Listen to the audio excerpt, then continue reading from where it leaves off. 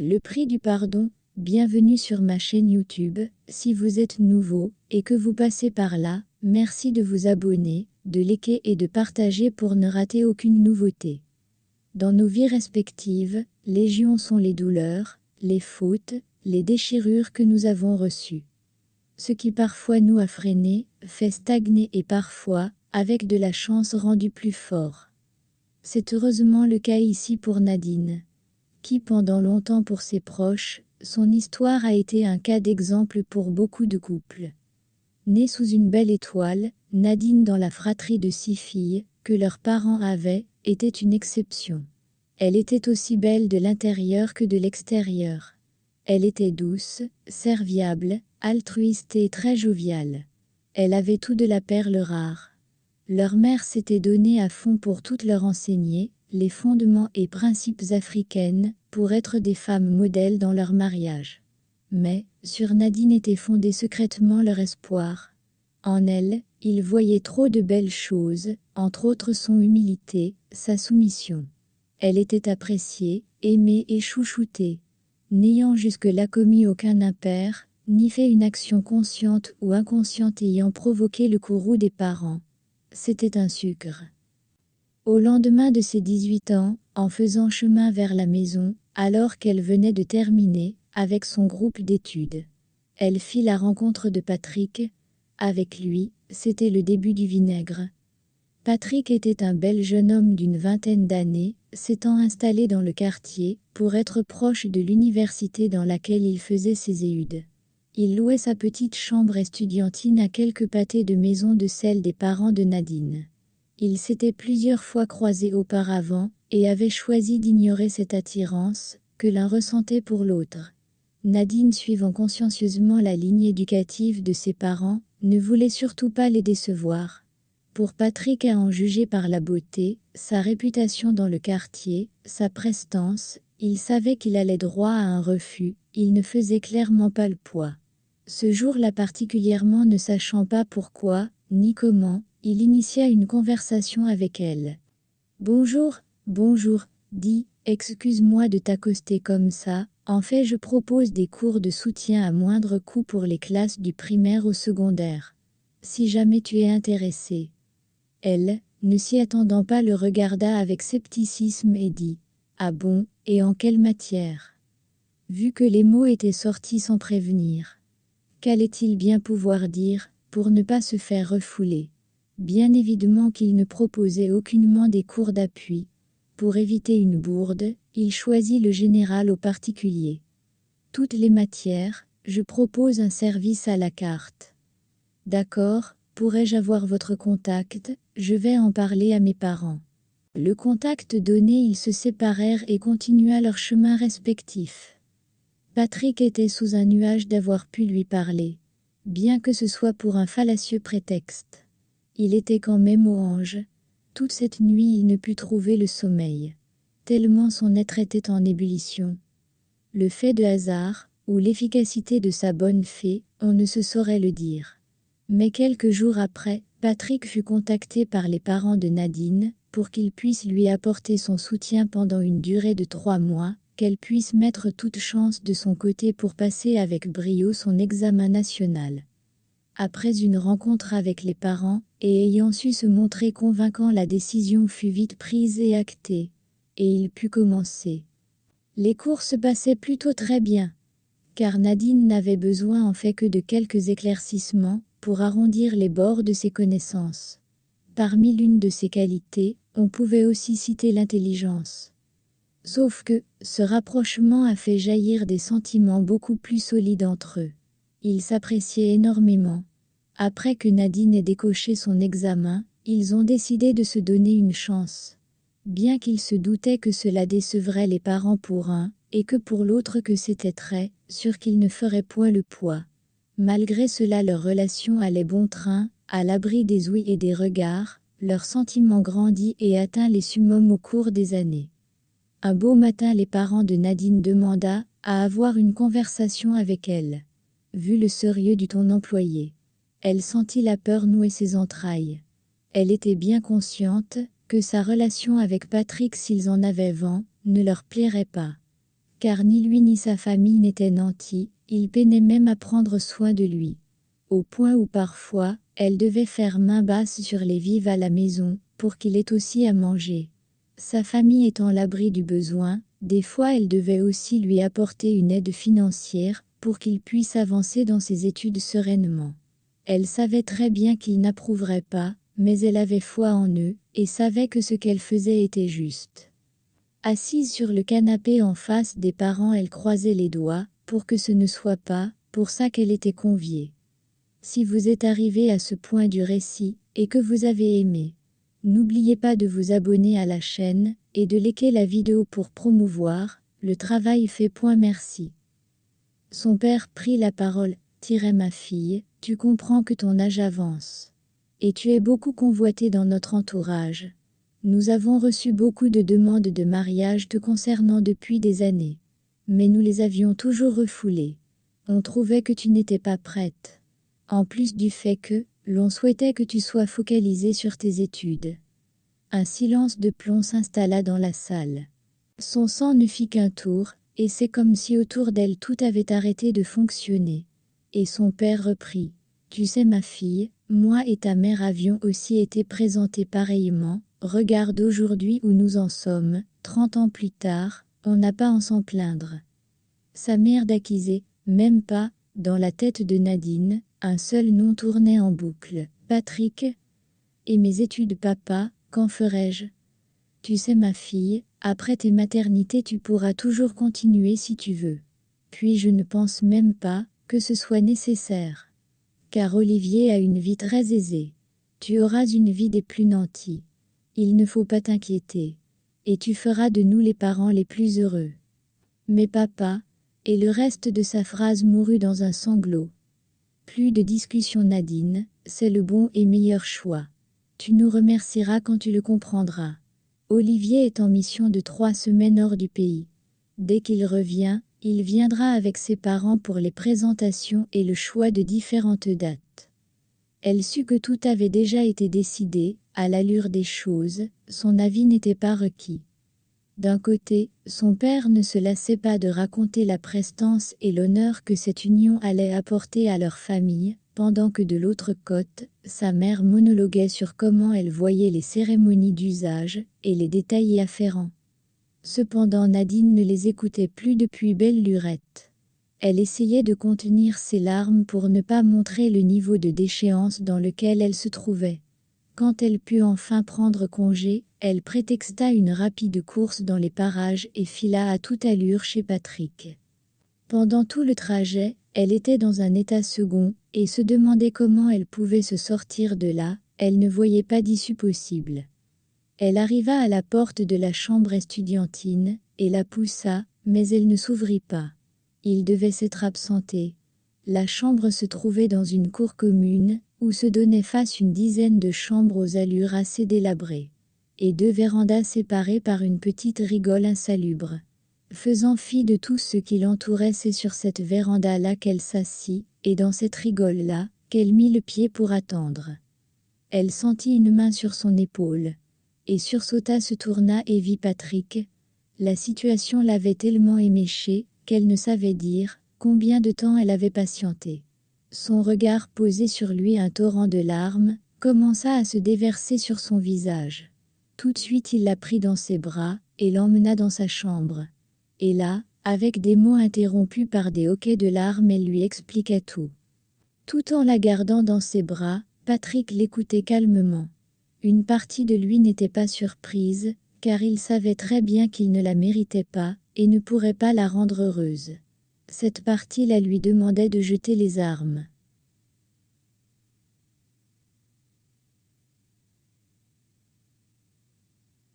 Mais une autre partie était déchirée, juste à l'imaginer convolée en os avec cet Olivier, son cœur voulait éclater en 1000 morceaux.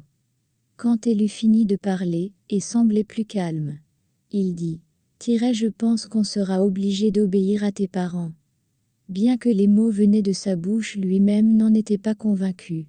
Nadine se remit à pleurer de plus belle, et lui de dire : « S'il te plaît, calme-toi. Ne te mets pas dans cet état-là. La nouvelle vient seulement de tomber, Donnons-nous le temps de réfléchir, ma prunelle. Après qu'elle se soit définitivement calmée, ils prirent le temps de bien en parler, et tous deux tomba d'accord qu'il était temps de sortir de leur terrier et d'assumer leur relation auprès des parents. Même si Patrick était en voie de terminer ses études, et qu'il y lui restait encore 2 années, qu'il n'était pas en même de s'occuper d'elle. Nadine était encore à ses débuts à l'université. Bien que cela se passait bien, elle était tout de même encore complètement dépendante des parents. Aller le dire aux parents de Nadine était synonyme de suicide financier. Car les deux indirectement ou directement vivaient à leur crochet. Mais ils étaient prêts à tout pour continuer leur idylle. Le temps n'étant pas en leur faveur, Nadine rentra et directement en parla d'abord à sa mère. Connaissant très bien de qui il s'agissait, la mère devint tellement hystérique que c'est dans cette condition que le père en fut informé, ameuté par les cris de colère de sa mère. Déconvenue, tristesse, colère, déception s'affichaient tour à tour sur leurs visages. Les deux refusa sans concertation, et à l'unanimité d'en entendre davantage, même de le rencontrer dans ce cadre-là, et l'interdit elle de le revoir. La décision fut maintenue et renforcée qu'elle épousera Olivier. C'est en larmes qu'elle rejoint son lit. Très vite elle prit son téléphone, et en informa Patrick. Dépité et déboussolé, et n'ayant plus de mots, c'est sur cette note qu'ils raccrochèrent. Sans espoir et sans toutefois s'y être résignés. À l'orée du matin, le téléphone de Nadine sonna, c'était Patrick à l'autre bout du fil.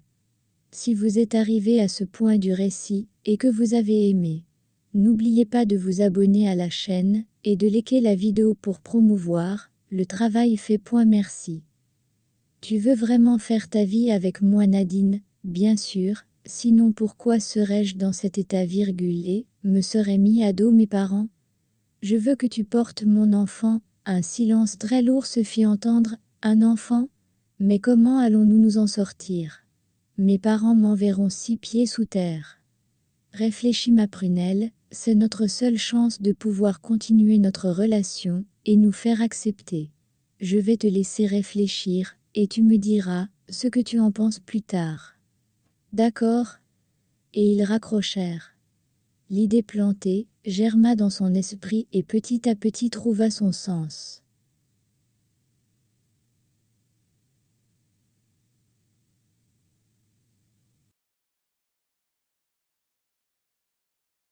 Et devint pas, comme une des options, mais l'unique option. Ayant vite fait d'en informer Patrick.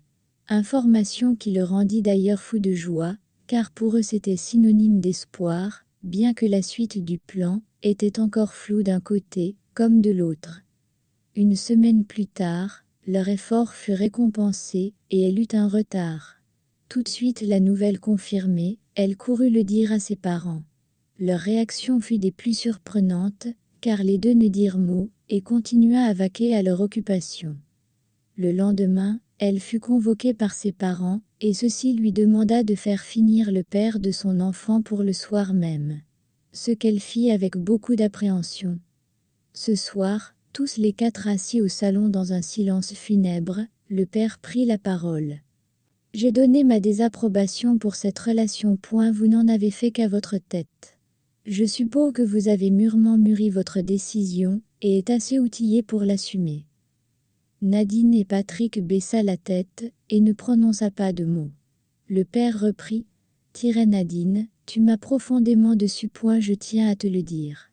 Monsieur, tu as 1 semaine pour faire les formalités d'usage, et venir la récupérer chez moi. Je ne veux pas de ça chez moi.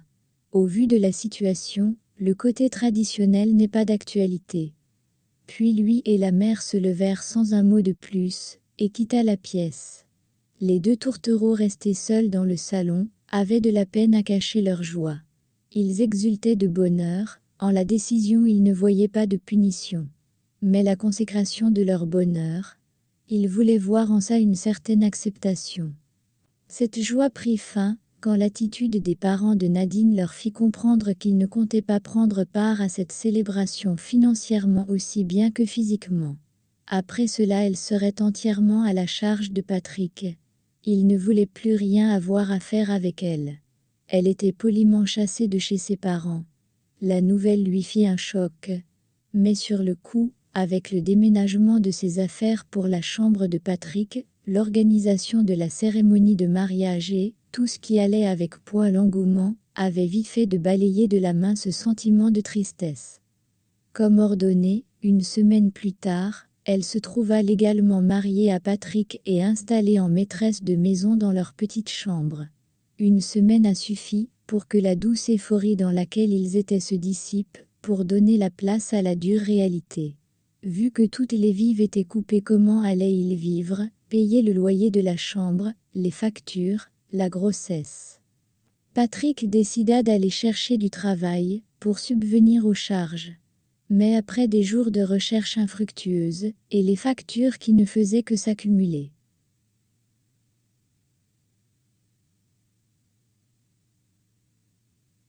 Nadine décida de faire aussi des recherches, et eut beaucoup plus de chance, et trouva un poste de femme de ménage non loin de la chambre, et se fit accepter malgré son début de grossesse, qui n'était ainsi dire qu'à quelques jours. Ils décidèrent donc d'un commun accord, que Nadine arrêterait ses études pour un début, pour le boulot et la naissance du bébé, pendant que Patrick continuerait avec les études. Dès qu'il trouverait un travail qui lui permettrait de prendre soin de leur famille, elle arrêterait son boulot, et lui prendrait la relève. Elle pourrait ainsi reprendre les études, et pourrait alors profiter des fruits de ses sacrifices. Les bases étaient propres, et bien définies. La situation était censée durer 3 ans en estimation.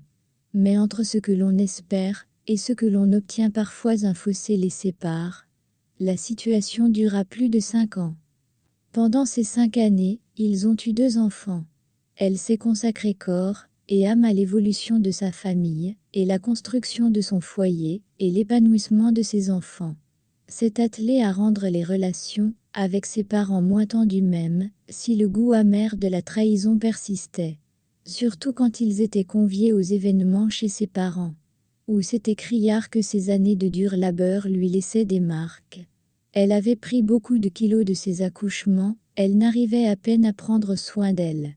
Elle paraissait toujours négligée, et bien peu nantie. Elle était méconnaissable.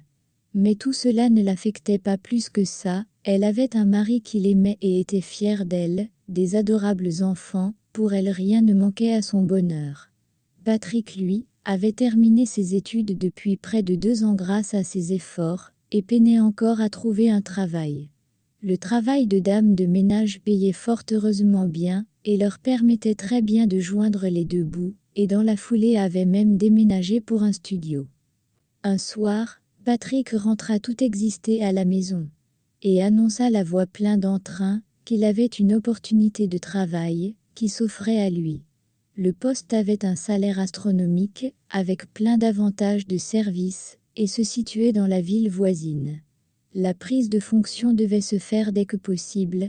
Les deux n'en revenaient pas que le bout du tunnel était enfin arrivé. Le hic au tableau était qu'il fallait déménager, pour aller dans l'autre ville, il fallait chercher un logement et toutes les dépenses qu'engendrait cette prise de poste. Après estimation, il ne disposait pas de cette somme d'argent.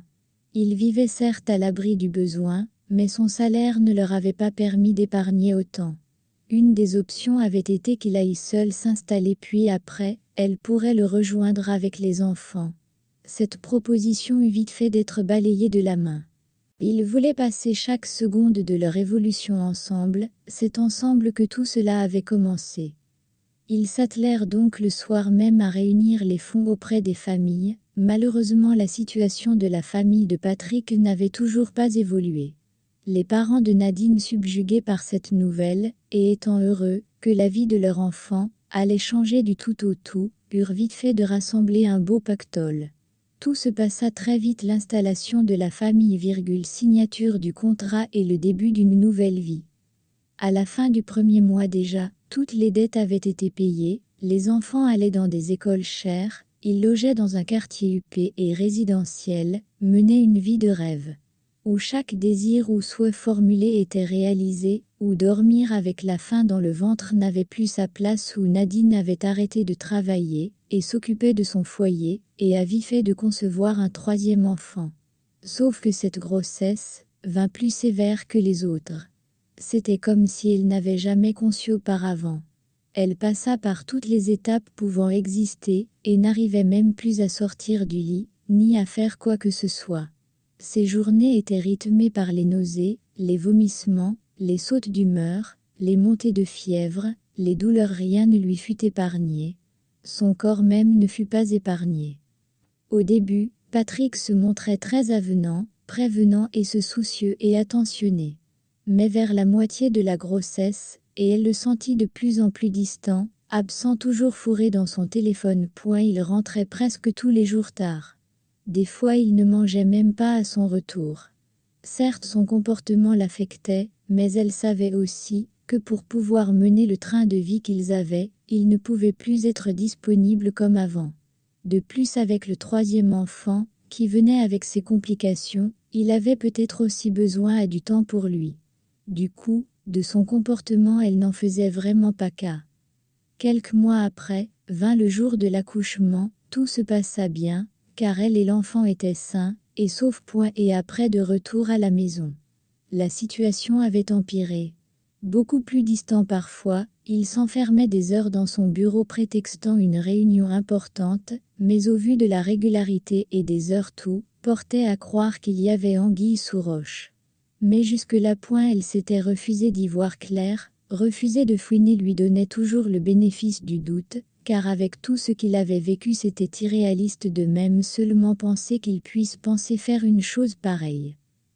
Un week-end, en après-midi, se sentant d'humeur à aller faire des emplettes, car cela faisait des mois qu'elle n'arrivait pas à le faire. Elle insista que cela soit fait en famille, question de raffermir les liens, le souhaitait elle.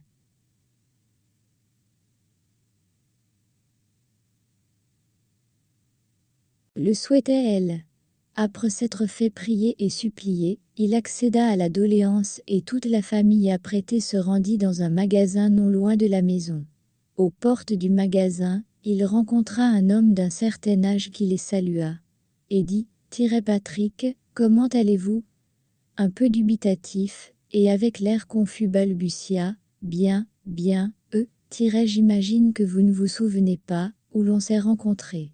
C'était, il y a de cela 2 à la réception de l'entreprise AD, où vous étiez avec votre charmante et belle épouse. Vous vous en souvenez ? Ça pourrait être une erreur, je pense, se pressa-t-il de rétorquer.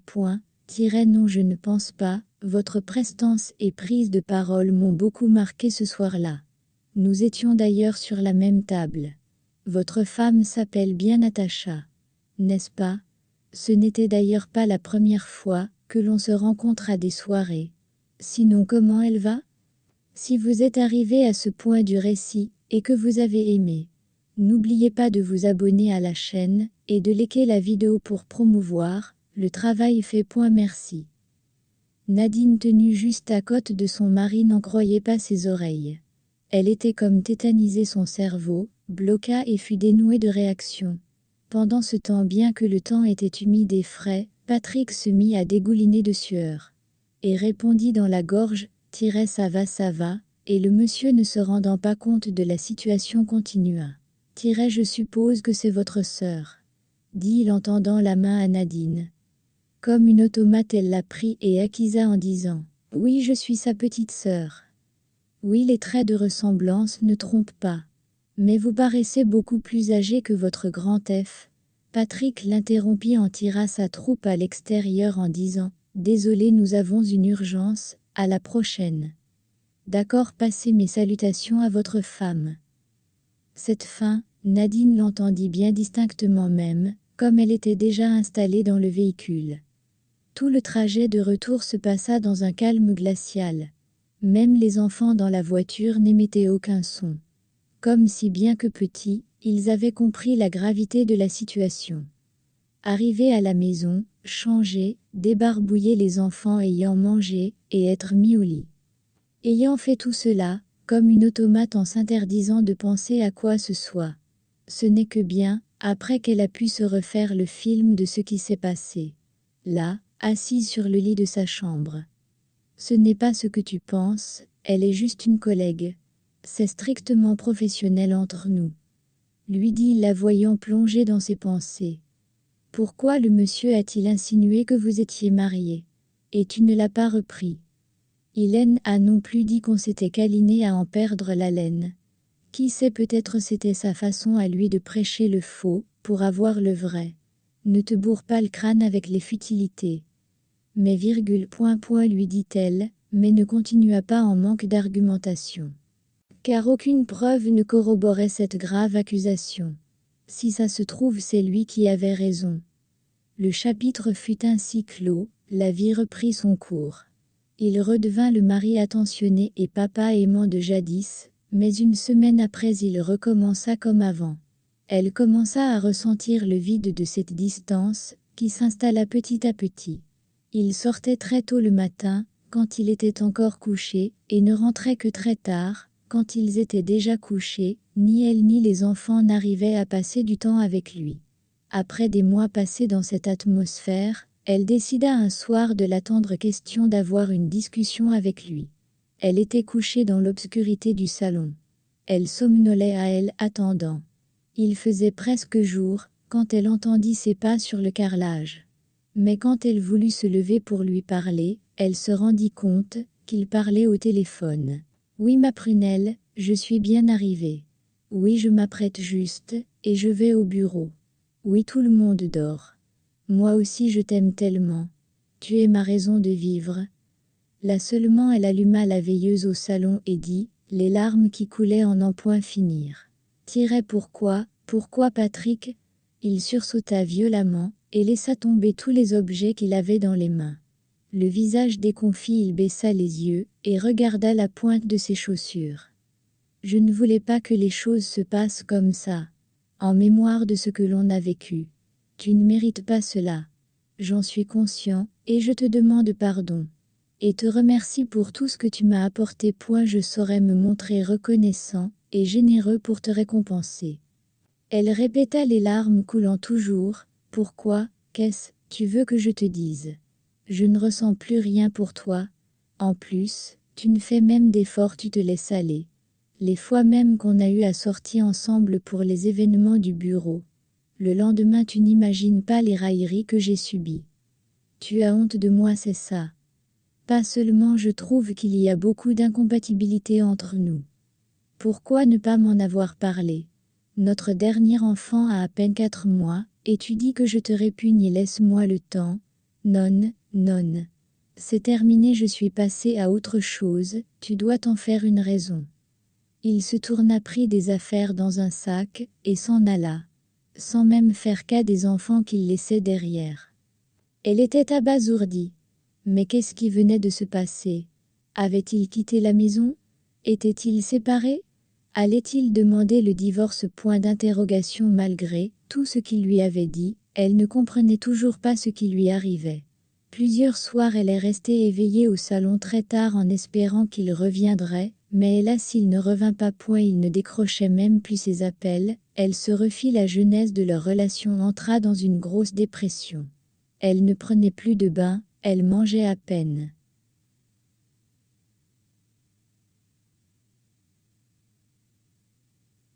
Les enfants étaient pris en charge par le personnel de maison. Elle sortait à peine de la chambre. Continuer ne semblait plus une option, tout lui rappelait Patrick dans la maison. Un matin elle reçut le courrier des papiers pour le divorce. C'est ce qui causa le déclic. Elle a compris que c'est à elle qu'elle faisait du mal, lui avait déjà pris sa décision, et il était peu probable, voire impossible que cela change. Ce jour-là, elle mit son genou au sol, et pria les cieux de lui donner la force de se relever, de lui donner la force d'y faire face, car ce qui lui arrivait là était sa volonté. Elle demandait juste la force et le courage d'y faire face. Subitement une énergie nouvelle la submergea. Elle appela ses parents, et leur fit part de la situation, comprenant qu'elle était au plus bas. Il ne lui fit aucune remontrance, et lui dit juste, que vu qu'elle était mariée, s'il ne voulait vraiment plus d'elle il devait venir, et la leur remettre, et comme ça ils seraient quittes. Le père appela Patrick, et lui retint le même discours sans aucune remontrance non plus, et un calme olympien.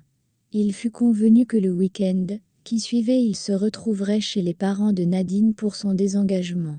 Ce week-end-là, comme promis, il vint en compagnie des enfants et de Nadine les leur remettre. Il réaffirma la reconnaissance pour ce que la famille avait fait pour lui, et que tout serait fait pour éviter de heurter qui que ce soit. S'excusa une fois de plus, et s'en est allé.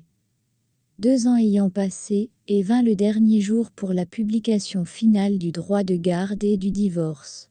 Il s'était installé déjà avec Natacha, et comme tout couple, il y avait des bons, des moins bons, et des mauvais moments. Ce matin-là, il arriva au tribunal en avance, et resta dans la voiture, pour attendre l'heure de la séance. Et sans crier garde, le film de sa rencontre avec Nadine, la belle femme qu'elle était jadis, que les alliés de la vie ont transformée, les sacrifices qu'elle avait dû faire pour lui. Elle avait même failli se faire régner de ses parents pour lui. Mais lui qu'avait-il fait quand ce fut son tour? Ses pensées furent coupées net par une voiture qui venait juste de parquer de l'autre côté de la route. L'homme s'empressa de sortir de la voiture, pour aller tenir la portière. Patrick sourit en se disant que les débuts sont toujours aussi roses. Qu'elle ne fit pas sa déconvenue de voir descendre de l'autre côté Nadine. Il est resté bouche bée en la regardant se faire enlacer par le monsieur, puis le monsieur la regarda traverser la route, et ne remontant dans son véhicule, que lorsqu'elle est entrée dans l'enceinte du tribunal. Patrick n'en revenait toujours pas, elle avait rajeuni d'un coup, perdu beaucoup de kilos, avec sa silhouette svelte, elle avait une démarche féline, elle était magnifique. Il avait l'impression de ne jamais l'avoir vue comme ça. Elle était d'une beauté brute et barbare. Elle était si élégante, son visage brillait de 1000 feux. Elle respirait le bonheur, le raffinement. Mais qui pouvait bien être cet homme? Elle avait vite fait de le remplacer, on dirait. Très vite la raison revint à la charge et un sentiment extrême de culpabilité l'envahit. Quand il entra dans la salle d'audience, il la chercha du regard, elle était là assise sur le banc prévu au parti. Elle était sereine, et manipulait son téléphone en attendant que ça commence. Il se dit intérieurement qu'à coup sûr, elle était en train de flirter avec le monsieur de tout à l'heure. Il avait fait 2 ans de procédure, où il s'était vu tout au plus 2 fois. Pourquoi fallait-il que c'est maintenant que toutes ces doutes ressurgissent? Pourquoi le dernier jour? La séance commença au moment de donner le verdict final, il demanda la parole exceptionnellement. Et demande que la séance soit reportée, car c'est lui qui demandait le divorce, et il n'en était plus autant sûr. Toute la salle se retourna outrée vers lui. Comment est-ce possible? Qu'a-t-il bien pu se passer? Le tribunal prenant acte, renvoya le verdict sous 2 semaines. Nadine était-elle aussi restée la bouche bée, et lui demanda ce qu'il lui voulait à la fin. N'avait-elle pas assez donné dans cette histoire? Se leva et sortit en trombe, Patrick se dépêchant pour la rattraper pour s'excuser, et lui donner des explications. Ne la vit pas d'abord. Quand quelques secondes plus tard, elle fut à nouveau à portée de vue. Il la vit s'engouffrer dans la voiture du même monsieur. Et elle a pris encore dans ses bras. Ce jour-là, il s'est retenu fortement de ne pas courir vers cette voiture, et mettre le poing sur le visage de ce monsieur. Serrant le poing, il rentra dans sa voiture, et démarra en trombe pour s'en aller. Quand il arriva à la maison, il trouva Natacha, affalée. Elle qu'il trouvait si belle, si fraîche et élégante, lui donna l'impression d'être en face d'une guenon manquant de manières et de classe tout d'un coup. Tout de suite il se reprit. Il se refusait de lui jeter la faute. Car tout ce qu'il arrivait, elle n'y était pour rien. C'était lui la cause de son malheur. Il n'avait pas su apprécier Nadine à sa juste valeur. Et Natacha de lui demander s'il était définitivement libre, pour qu'il puisse sabler le champagne. D'un ton sec, il lui répondit non, tellement tout cela le déprimait qu'il avait envie d'être tout seul. Pendant les 2 semaines, il n'arrivait plus à fermer les yeux, il ne mangeait, il était comme hanté par Nadine. Très vite Natacha le constata, et tous les jours faisait des crises hystériques, donc, il n'en avait cure. Son esprit était retenu prisonnier par l'image de Nadine, et il ne voulait pas que ça cesse. Au tribunal, le divorce fut prononcé. Malheureusement Nadine ne s'y était même pas présentée, c'est son avocat qui l'avait représentée.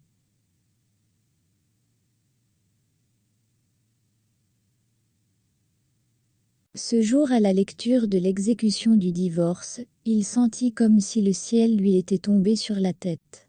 À la maison, après avoir pris une bonne cuite, sans qu'il ne s'en rende compte, il commença à verser des grosses rafales de larmes en pensant à ce qu'il avait vécu, ce qu'à présent il avait perdu, tous les détails lui revinrent, même son odeur.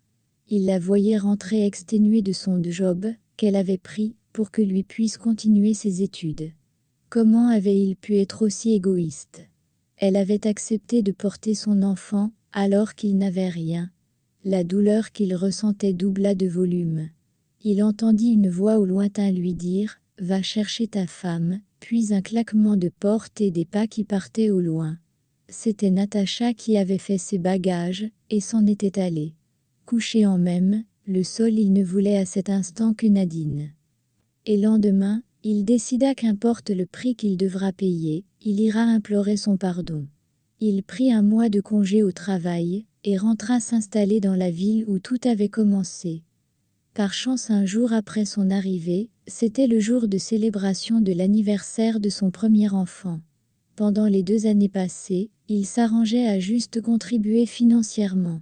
Ce jour, en plus de contribuer comme d'habitude, il se présenta la veille à la consternation générale, pour aider à la célébration. À l'heure où il se présenta, Nadine n'était pas là, mais il trouva les autres membres de la famille et tout de suite se rendit disponible pour les préparatifs. Tant et si bien que la mère de Nadine le prit en aparté pour lui demander à quoi cela rimait. Et à lui de répondre « Je veux que Nadine trouve la force de me pardonner. Je sais que je ne mérite pas son pardon, point je suis désespéré. Si pour son pardon, il faille rouler à ses pieds, je le ferai. Je me suis mal conduit, à vous aussi, je vous demande pardon. » Pendant qu'il parlait, ses yeux étaient pleins de larmes. La mère de Nadine haussa la tête et s'en alla. Quelques minutes après, le père de Nadine demanda à le voir. « Tu sais mon fils, au début je n'étais pas pour que tu épouses ma fille. Mais avec le temps, j'ai compris que je m'étais trompé sur toi. Car même quand tu n'as plus voulu de ma fille, tu as tenu à la mettre à l'abri du besoin. Tu t'es occupé de tes enfants, tu n'as pas cherché à détruire mes enfants. Et pour ça je t'en remercie. Mais ma femme m'a informé que tu souhaitais lui demander pardon et renouer avec elle. Est-ce vrai? » « Oui papa, je donnerai tout pour qu'elle me pardonne. Je ne sais pas ce qui m'est arrivé. Pourquoi j'ai fait ça? Je le regrette tellement. Je comprends, sauf que le fait que tu sois venu de ton propre chef me remettre ma fille, tu comprends que je ne peux pas lui ordonner de rentrer dans ta maison. C'est à elle seule de prendre la décision. Mais est-ce que vous vous y opposeriez? Non mon fils, l'erreur est humaine.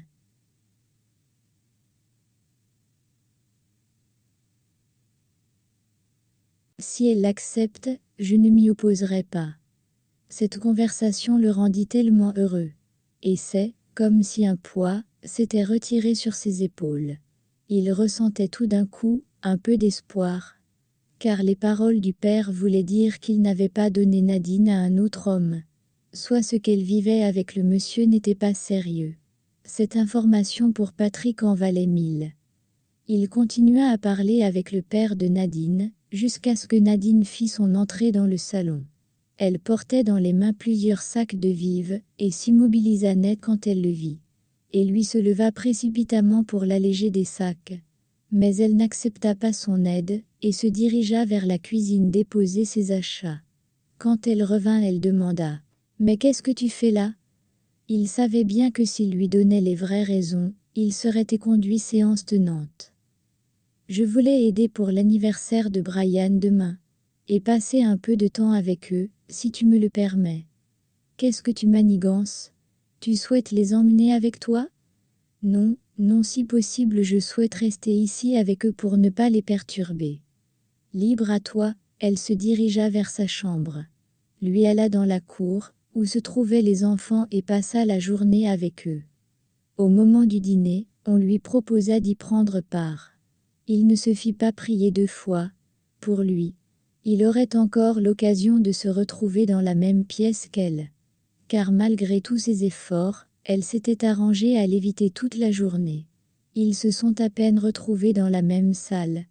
Pendant tout le dîner, elle ne lui adressa pas la parole bien que la conversation soit animée et l'atmosphère chaleureuse. Il ressentait beaucoup de tristesse, car il savait très bien que c'était lui le fautif et ce soir-là, il se fit la promesse que si jamais il arrive à la reconquérir, il ferait tout pour ne plus la perdre. Le dîner terminé, il ne voulait toujours pas partir, malgré le fait que presque tout le monde s'était retiré. Nadine la première. Il était encore là dans le salon, avec les parents qui somnolaient déjà.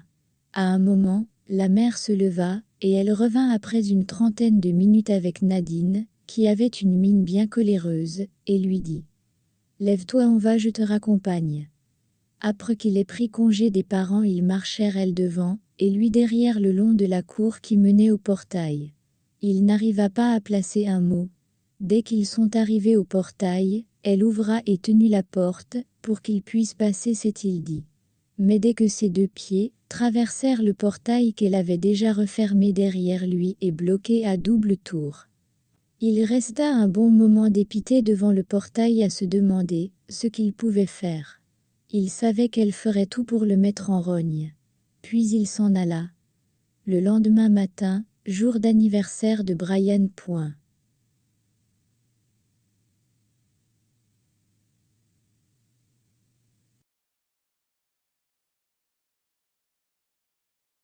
Patrick s'arrangea à arriver de bonne heure, et s'appliqua avec joie à la gestion de la cérémonie. Il se mit même dans la peau d'un animateur d'enfants, question d'animer la fête. Et fut récompensé de la plus belle des manières, l'exquisément d'un sourire sur les lèvres de Nadine même, si ce fut de courte durée, cela le réjouit au plus profond de son être. Sa seule zone d'ombre a été lorsque le monsieur vint brièvement pendant la cérémonie, pour laisser les cadeaux aux enfants. Quand la cérémonie finit, il resta pour donner un coup de main, pour que tout soit remis à sa place. Et rentra. Le lendemain de bonne heure encore, il était là, cette fois-là, pour faire une sortie avec les enfants en proposant à Nadine, si elle voulait être de la partie. Proposition qui fut très vite déclinée. Mais il ne fut pas découragé pour autant. Il trouva des raisons de passer, le lendemain, le surlendemain et le jour d'après, et ainsi de suite. Il trouvait toujours un motif de passer de dîner, et ne rentrait que tard, le soir chez lui. L'atmosphère avec Nadine était devenue moins tendue, elle avait recommencé à lui adresser la parole, parfois même il arrivait à lui voler un sourire. Les enfants aussi étaient très heureux qu'il soit là. Un soir, alors qu'il avait fini de dîner, et qu'il ressentait une fatigue inhabituelle, il prit congé plus tôt qu'elle ne fût pas sa surprise, quand Nadine se proposa de le raccompagner. Il était sur un nuage. Chemin faisant, il lui dit : « Tu sais Nadine, je tenais à m'excuser sincèrement pour mon comportement. Je sais que je t'ai fait extrêmement souffrir, et je sais que je ne mérite pas ton pardon. Avec le temps que j'ai passé ici, j'ai compris que ce changement soudain de situation de vie a chamboulé mon esprit. Je pouvais m'offrir tout ce que je voulais, je me sentais puissant. Je pensais que ce qu'il me fallait était dehors. Hélas, c'est quand je vous ai perdu que je me suis rendu compte que tout ce que je voulais et veux toujours, c'était toi et les enfants. Ma vie est vide sans vous. Tout ce que je te demande, c'est une seconde chance. » Après quelques minutes de silence, qui sembla comme une éternité pour Patrick, Nadine dit : « Tu sais, tu m'as fait atrocement souffrir. Je ne sais pas si un jour je pourrai effacer cela dans ma mémoire. Mais j'ai eu une conversation avec mes parents, et cela m'a donné matière à réfléchir. Ils m'ont raconté leur vie de couple. Plus les bas que les hauts, et j'ai compris et appris que le mariage n'est pas un fleuve tranquille. Que l'amour seul ne suffit pas. Il faut s'armer aussi de patience, de persévérance, de communication, de compréhension envers l'autre, de concession et de l'esprit du pardon. Même si à moi, tu ne m'as gratifié de rien de tout cela, j'ai décidé de te pardonner. » Fou de joie, il la prit dans ses bras, et la fit tournoyer. Tous deux se mirent à rire à gorge déployée. Ce soir-là, il passa toute la nuit ensemble dans l'appartement qu'il avait loué à quelques pâtés de maison. Il se remémora tout ce qu'ils avaient vécu ensemble. Ils s'étaient retrouvés. Bien entendu, il ne put s'empêcher de lui demander plus de détails sur le monsieur qui hantait ses nuits. et elle de lui répondre qu'il était un bon ami à elle, et qu'il avait le statut d'homme marié, et lui de la supplier de ne plus le revoir. Doléance à laquelle elle accéda dans un grand éclat de rire. Ils décidèrent aussi de se remarier, lui de redemander sa main à son père et cette fois-ci de le faire bien. Ce qu'il fit à la plus grande joie de tout le monde. Le mariage fut un très grand et beau mariage rempli de joie, et une note de tristesse. Car bien que l'on pardonne, on n'oublie pas. Ensuite il retourna avec sa famille dans son foyer. Et aucun jour ne passa, sans qu'il ne trouve le moyen de magnifier sa femme, de lui dire à quel point elle lui était précieuse. Et elle n'eut plus jamais matière à soupçonner une quelconque infidélité. Et vous, à la place de Nadine, lui auriez-vous pardonné? Merci d'avoir suivi l'histoire, jusqu'à la fin. Si vous avez aimé, n'hésitez pas à me le faire savoir en commentaire. Et si vous êtes nouveau, s'il vous plaît, abonnez-vous pour ne pas rater de nouvelles publications.